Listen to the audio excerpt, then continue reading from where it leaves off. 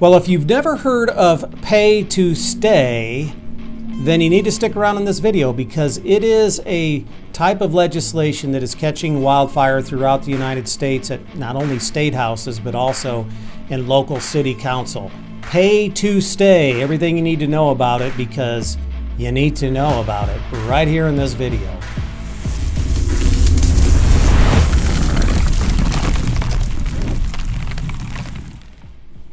Hey everyone, if we've never met before, my name is Vojchehoske and welcome to Nebraska Landlords YouTube channel where my mission is simple and that's to enhance the landlord-tenant relationship through education.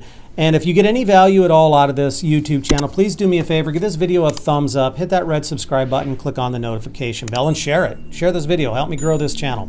All right, so there was a news article that came across my Facebook feed this morning, and I really decided I wanted to do a video on this because it is something that it is not here in Nebraska yet, but it will be soon enough because it is catching wildfire. It's called pay to stay. Now, we know of it as partial rent payments, but pay to stay is the new politically correct way to say this is a piece of legislation that requires landlords to accept partial rent payments. That's what it means, and it's been passing all over city councils all over the United States. And the reason I wanted to bring it up is because this article here, and I'm going to put a link to this article down below in the video description. It outlines a couple of things, what it is and what the proponents of pay to stay type legislation are saying that these types of laws will do to benefit the tenants. There is no regard to the landlord, the owner, or the property manager, but the tenants. We have an obligation under fair housing to treat everybody the same. And that's why a lot of times landlords, they will not accept partial rent payments because if they do from one person, that means they have to do for all. The other thing to remember is, like in the state of Nebraska, is if you accept a partial rent payment, then structurally what you have done is waived your right to an eviction for that month. So we don't even have the ability to say, okay, we'll take this, and if you don't pay, I'm going to evict you. We have to wait a whole nother month. Remember, mortgage payments don't cease because the tenant had a family crisis, but under pay to stay, of course, rent payments would. So keep that in mind. There are some things that tenants don't realize that landlords have to deal with as well. Now, the other thing that I wanted to bring to everybody's attention, because in those states and jurisdictions where pay to stay has been implemented, of course, there was a political campaign to justify why these laws were so important. And if you go and do a little bit of research and see what was used in other jurisdictions, it's the same thing that's being used here in Cleveland to justify the pay to stay in the city of Cleveland.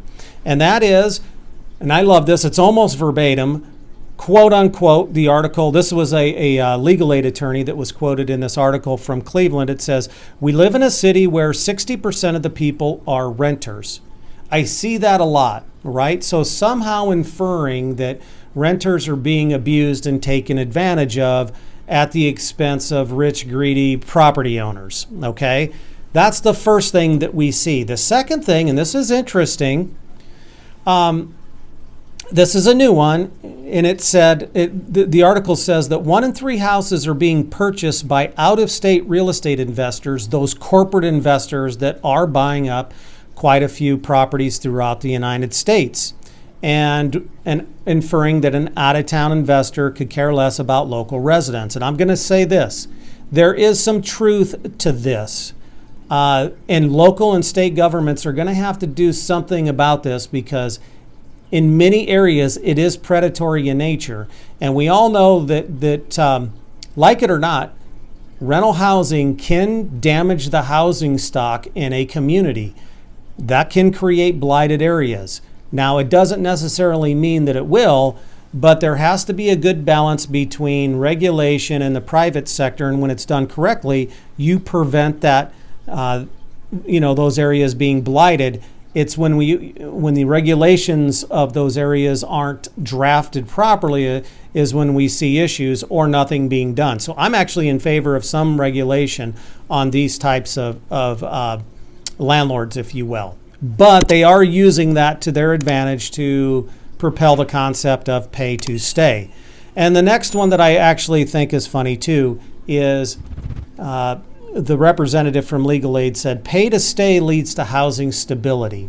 And I love that because there is absolutely no objective data to qualify that. We do know that it will, in the short term, keep people in, as we've seen with the regulations over COVID, but the end result is always the same. A high probability that's going to lead to eviction.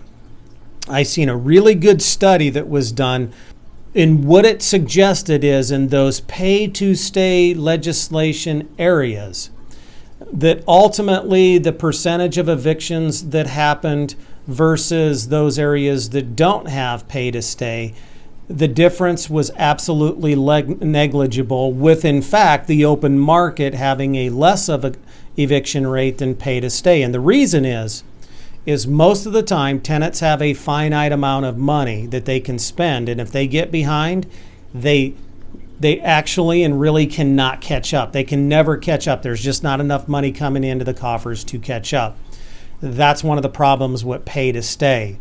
So it ultimately ends up most of the time in evictions anyways. That is a hard fixed number. The data is there. There is no data whatsoever suggesting that pay to stay decreases homelessness or somehow helps with the housing crisis. That's just a false narrative that's being used to push this type of legislation. One other thing before I let you go. In most of the jurisdictions that have already passed pay to stay type legislation, they've also done away with the late fee requirement that you may have in your lease. So you are not able to charge a late fee. Remember, your mortgage company is still going to charge you a late fee and damage your credit if they don't get their monthly mortgage payment, but you cannot pass that on to your tenant.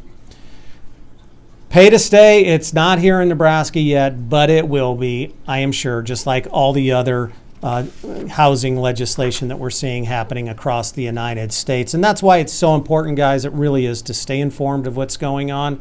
And the best way to do that is to click the little video right here, and it'll show you all the different ways you can stay informed. Don't forget to subscribe to the channel. Click the little circle to my left. If you have a Gmail account, subscribe to the channel, please. I'm trying to grow it, and share this with somebody. That's all I got for this video, everybody. I'll see you in the next informative video.